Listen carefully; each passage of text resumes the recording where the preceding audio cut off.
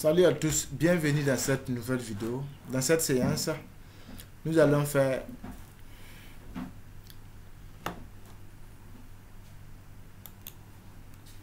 un résumé de cours sur la probabilité conditionnelle ainsi que les différentes lois en probabilité de deuxième année.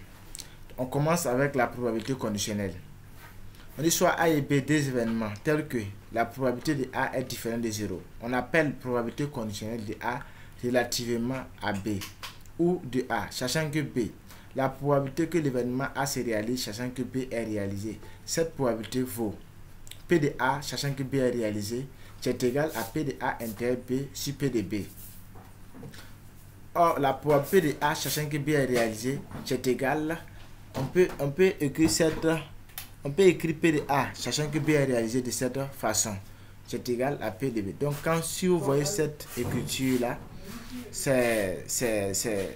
dans les documents, ça peut être différent, mais je pense que c'est les mêmes manières d'écrire. Donc, observez bien l'autre là, celui-là. P de A, sachant que B est réalisé, est égal à P de A, sachant que B est réalisé. Donc, faites un petit remarque sur l'autre là, cette partie. Ok, on continue. On continue maintenant avec les différentes lois. Ici, on va parler des lois usuelles discrètes. La loi uniforme. On dit qu'une variable aléatoire x sur une loi uniforme discrète sur l'ensemble x1, x2, xn. Si et seulement si le cardinal univers de x1, x2, xn, si x a pour cardinal univers, et pour tout cas élément de x1, x2, p de xk égale à 1 sur n. P de xk égale à 1 sur n. Là, c'est la loi uniforme. Elle admet pour moment x qui est sensiblement égal à u de x1, xn. Donc, l'autre là, l'espérance est égale à x1 plus x2 plus xn divisé par n.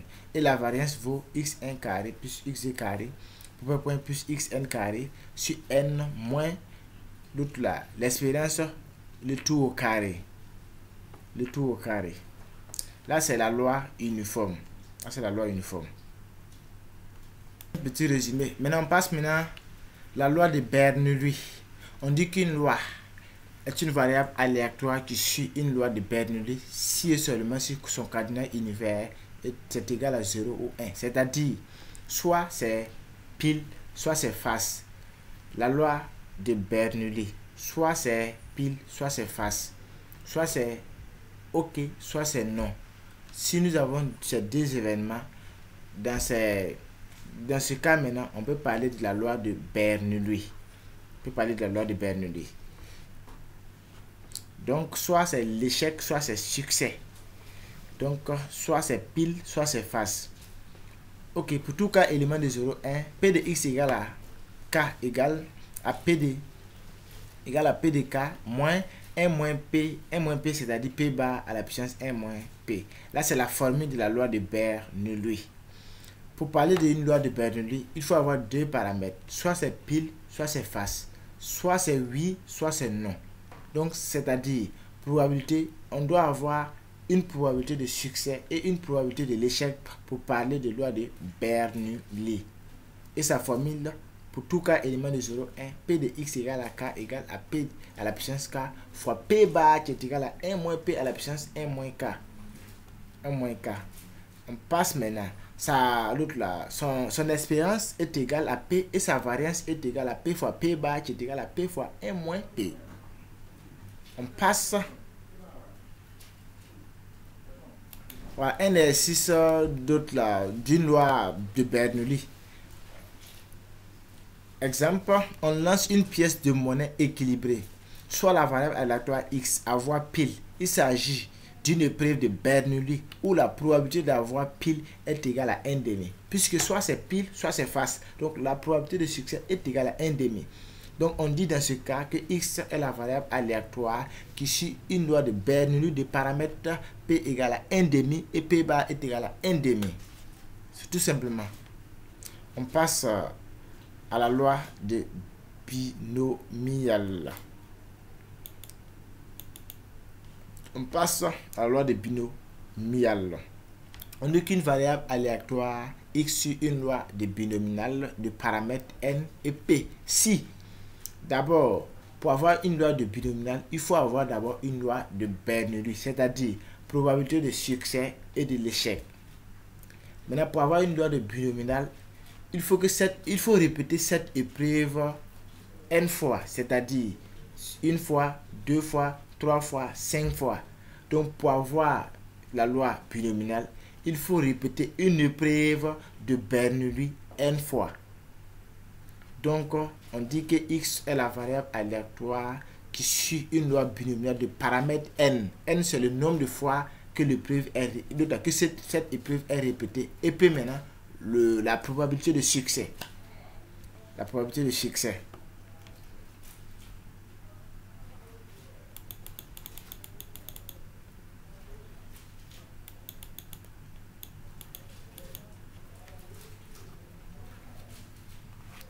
Remarque, la loi de Bernoulli est une loi binomiale particulière où n égale à 1. C'est-à-dire, si on parle de la loi de Bernoulli, ça veut dire que cette épreuve est répétée une seule fois. Mais pour parler de la loi de binomiale, il faut que cette épreuve doit se répéter n fois, mais le n doit être supérieur ou égal à 1. Donc on peut dire que la loi de Bernoulli est une loi binomiale, c'est tout à fait normal. Mais pour avoir pour remplir les différentes conditions, il faut que n soit supérieur à 1. Il faut que cette épreuve soit répétée n fois et n supérieur ou égal à 1. Mais le coefficient binomial k parmi n est noté combinaison de k dans n permettant de déterminer la probabilité et la possibilité d'avoir k succès parmi les n épreuves. Donc le but de la loi binomiale, c'est de calculer le nombre de succès dans le nombre de fois que l'épreuve est répétée. Donc on peut en résumer tout simplement que la loi de Bernoulli, ça permet de calculer le nombre de succès. Ça peut être le nombre d'échecs dans d'autres exercices, mais dans notre cas ici, ça permet de calculer le nombre de succès dans n épreuves. Voilà. On peut calculer les coefficients binomiaux grâce à la formule suivante. Combinaison de k dans n est égal à n factoriel sur k factoriel factoriel de n moins k factoriel. Là, c'est la formule de combinaison de k dans n. K dans n. On va passer maintenant à la loi géométrique. À la loi géométrique. On dit qu'une variable aléatoire sur une loi géométrique de paramètres P si son cadenas univers est égal à n. N c'est un ensemble, l'autre là c'est un ensemble, n étoile.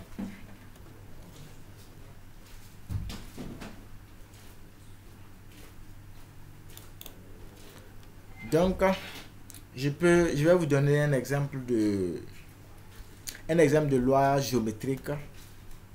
La loi géométrique, si x est une variable aléatoire qui compte le nombre d'essais avant le premier succès.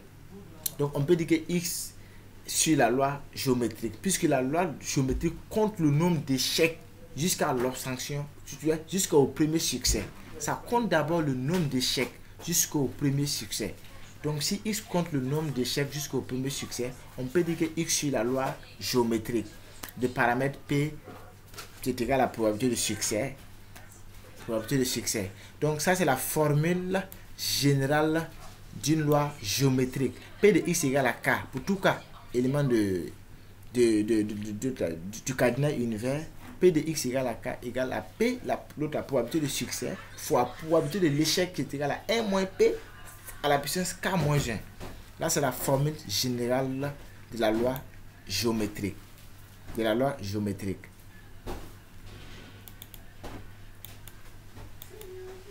Donc, ça c'est l'expérience mathématique de la loi géométrique qui est égale à 1 sur le paramètre. 1 sur le paramètre, c'est-à-dire 1 sur la probabilité de succès. Et sa variance est égale à 1 moins P. 1 moins P c'est égal à 1 moins P c'est P bar sur P carré. Ça veut dire que c'est égal à P bar sur P au carré. C'est-à-dire c'est égal à P bar sur la probabilité de succès de tout au carré. Là, c'est la variance. Mais le cas type, on sait que le cas type est égal à la racine de la variance. Le cas type est égal à la racine de la variance. Donc, situation caractéristique. La loi géométrique modernise le rang du premier succès en répétant une épreuve de Bernoulli de manière identique et indépendante à l'infini théoriquement. C'est-à-dire que la loi géométrique compte le nombre d'essais jusqu'au premier succès. C'est tout simplement la loi géométrique. On passe maintenant à la loi de Poisson. On passe à la loi de Poisson. On dit qu'une variable aléatoire x sur une loi de Poisson de paramètre lambda supérieur à 0. Bon, on a l'autre là, un cardinal univers. Et pour tout cas élément de cardinal univers, on a p de x égale à k. P de x égale à k est égal à expo de lambda, expo de moins lambda, autant pour moi, fois lambda à la puissance k sur k factoriel. Là, c'est la formule générale de la loi de Poisson. Mais ce que je peux vous dire ici, dans un exercice, si on doit utiliser la loi de Poisson, forcément l'exercice va nous préciser que d'utiliser la loi de Poisson à ce niveau. Puisqu'il y a des approximations pour utiliser, pour quitter de loi binomiale à la loi de Poisson. Voilà, mais je vais faire ça dans une vidéo. Dans les jours à venir, je vais faire ça dans une vidéo. Sinon, on peut passer de la loi binomiale à la loi de Poisson. Mais je vais me limiter d'abord à ce niveau. Donc ça, c'est la formule générale de la loi de Poisson. P de x égale à k qui est égal à expo de moins lambda fois lambda à la puissance k sur k factoriel. Maintenant, on va...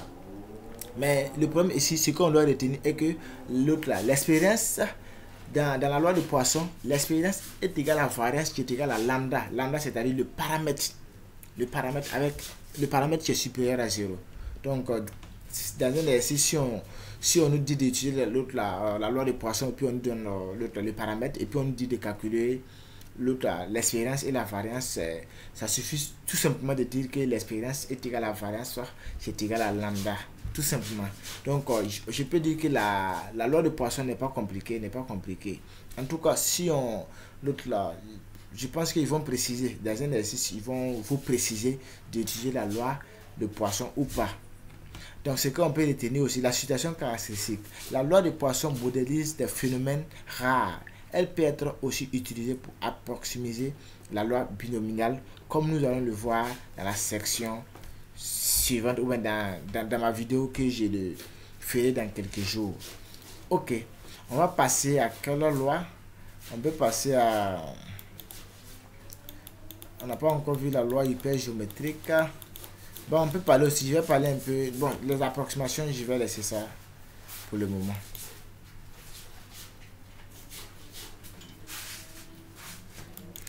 Ok, on va parler maintenant d'autres là, ici.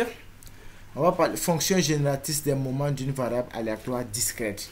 La fonction génératrice des moments d'une variable aléatoire discrète, x est donnée par g de x de t égale à somme de expo de tk fois p de x égale à k. Donc ça, c'est la formule d'une fonction génératrice. La formule d'une fonction génératrice. Une fonction génératrice.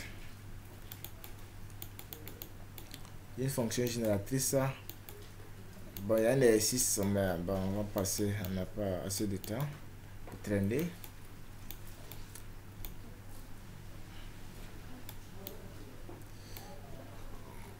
Je cherche la loi hypergéométrique.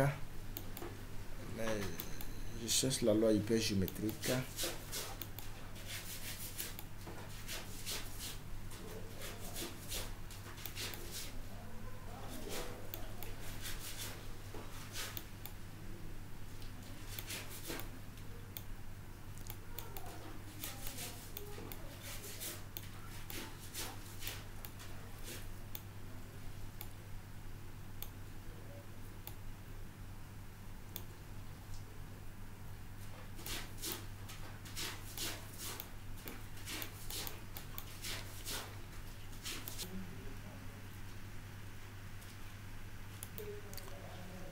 Ok, la loi exponentielle. La loi exponentielle de paramètre lambda supérieur à 0 est celle d'une variable positive de densité f de x égale à l'autre lambda expo de moins lambda x sur x supérieur à 0, 0 sinon.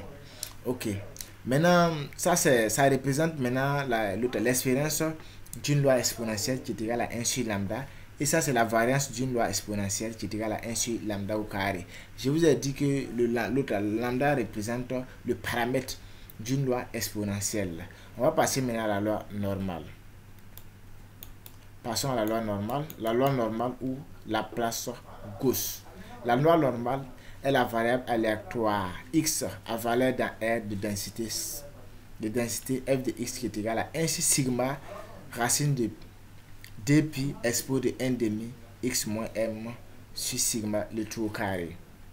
Donc l'expérience de la loi normale est égale à m, c'est-à-dire son paramètre et sa variance est égale à sigma le tout au carré. Sigma le tout au carré. Sigma le tout au carré. On va passer à... On peut passer...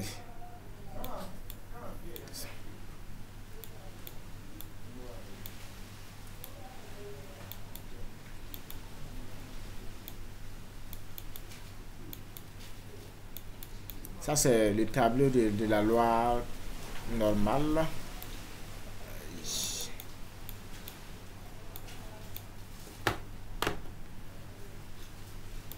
Nous avons la loi gamma, c'est la variable aléatoire une variable aléatoire x de la loi gamma du paramètre n supérieur à 0 et lambda supérieur à 0 est positive de densité suivante. Là, c'est la loi de gamma. La loi de gamma a pour expérience n sur lambda. N, c'est le paramètre et l'autre, lambda aussi, c'est le paramètre. Et sa variance est égale à n sur lambda de tout au carré. Là, c'est la loi gamma. Là, c'est la loi gamma. On peut passer à...